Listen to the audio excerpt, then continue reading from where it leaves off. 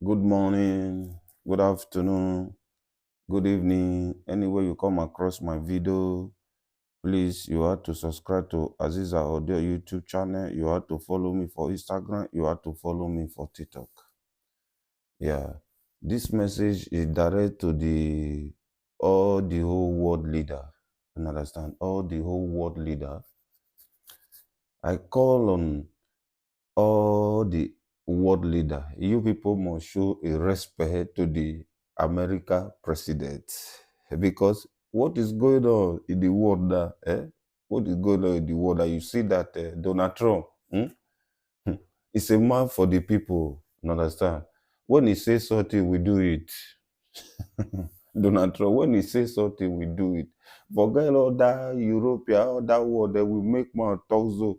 The end of the day, we see, I say, man, they cannot do something reasonable, do something hard to what they are saying. So I want to play this video. After this video, I will analyze. China has now entered the Caribbean crisis. Forget that. Beijing has issued sharp warnings to Washington over what it calls the abuse of long-arm jurisdiction. Now more that they make go. If you finish, I go analyze. Donald Trump is a man. You see all of them, Russia, China, all of them, they are making more. They cannot do something reasonable. This is no longer just about Venezuela. This is about whether the United States. Don't worry, you go see the way where Donald Trump they capture this Venezuela president.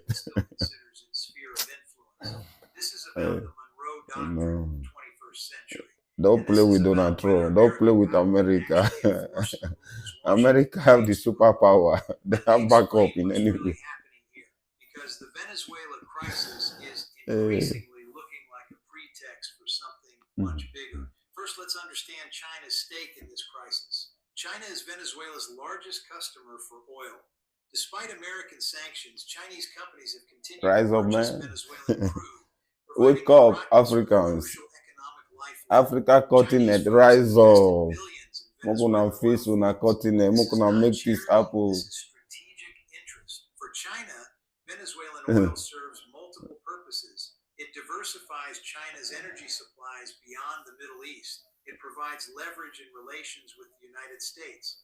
And it demonstrates that Beijing can protect its economic partners from American pressure. So when the United States starts seizing tankers carrying Venezuelan oil to China, Beijing has a direct material interest at stake.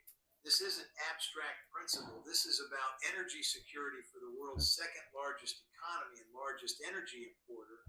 Now, let me tell you about a specific incident that reveals something very important about American power and its limits. There's a tanker called the Bella One. It's on the U.S. Treasury sanctions list. The Coast Guard has been pursuing it, and according to Reuters sources, the vessel has refused to allow boarding.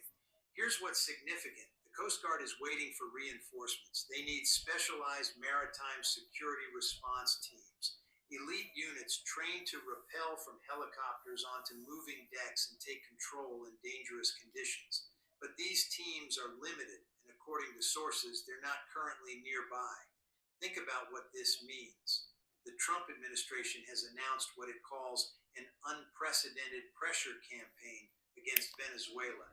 Officials describe it as a blockade, a quarantine of sanctioned vessels. But when confronted with a single defiant tanker, the agency tasked with enforcement doesn't have the immediate resources to board it. This is the gap between rhetorical commitment and operational capacity. See, Donald Trump capture you and your wife. You never even take her 20 seconds. America. Coast Guard is stretched thin.